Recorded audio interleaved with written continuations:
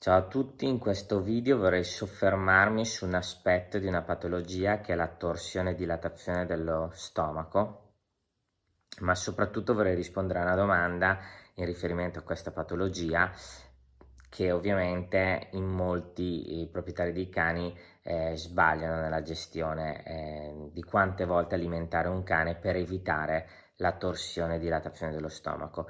Ovviamente la torsione e dilatazione dello stomaco è una patologia frequente nell'animale tendenzialmente di grande, gigante taglia, alani, pastori tedeschi, San Bernardo, possono essere frequenti in tante razze grandi e giganti e tendenzialmente la patogenesi di questa patologia è che lo stomaco fondamentalmente si riempie di aria a gas e poi ruota su se stesso dando una torsione. Questa torsione ovviamente può essere molto grave, quindi arrivare poi a una mortalità dell'animale in tempi brevi, quindi è importante conoscere questa patologia che ovviamente svilupperemo in un altro video. In questo video però mi vorrei soffermare sulla gestione, cioè su quante volte bisogna alimentare un animale per ridurre, diciamo, l'incidenza di questa patologia, soprattutto nell'animale adulto anziano,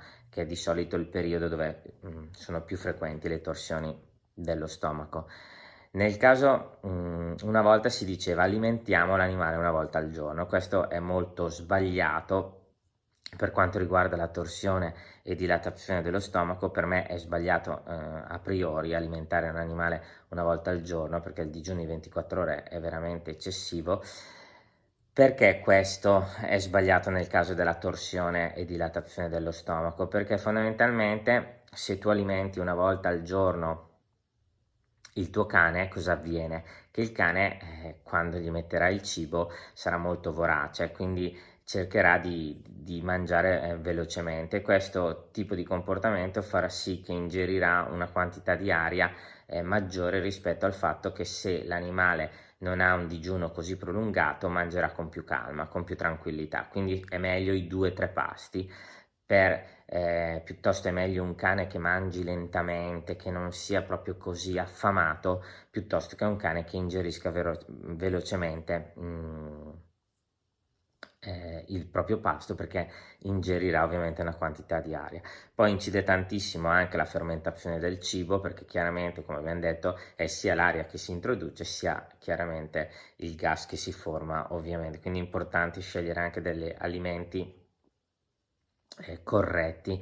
In commercio sull'alimentazione poi faremo un video a parte, ci sono veramente di tutto e di più, bisogna cercare di stare su cibi che hanno dietro studi, che soprattutto sugli animali anziani, sugli animali di razze magari grandi, giganti, per evitare ovviamente la fermentescibilità dei cibi e quindi la produzione di gas. Un'altra cosa che potete stare attenti, sempre legata all'alimentazione ma alla gestione, è quello fondamentalmente di alimentare il proprio cane non subito dopo un'attività fisica in cui il cane è molto respira magari affannato, perché ovviamente ingerirà più aria, ma fondamentalmente di alimentarlo quando il cane è più tranquillo. Se voi fate una passeggiata, magari non gli date da mangiare appena tornati dalla passeggiata, aspettate magari qualche ora e poi gli date da mangiare. Stessa cosa, se voi volete fare una passeggiata, non gli date subito da mangiare e poi andate a fare la passeggiata.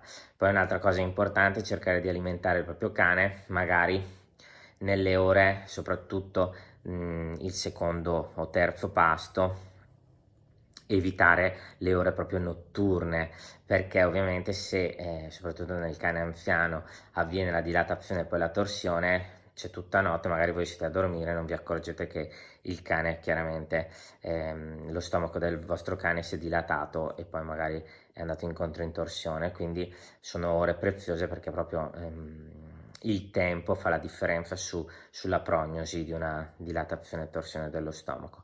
Poi ci sono altre situazione, però mi premeva in questo video di spiegare quante volte deve mangiare un cane per evitare la torsione e dilatazione. È sempre meglio alimentarlo più volte che meno volte, quindi almeno 2 volte, l'ideale sarebbe 3 volte, proprio per non avere questi cani che sono veramente affamati e quindi ingeriscono una quantità d'aria importante. Spero che questo video vi sia utile e ci vediamo al prossimo.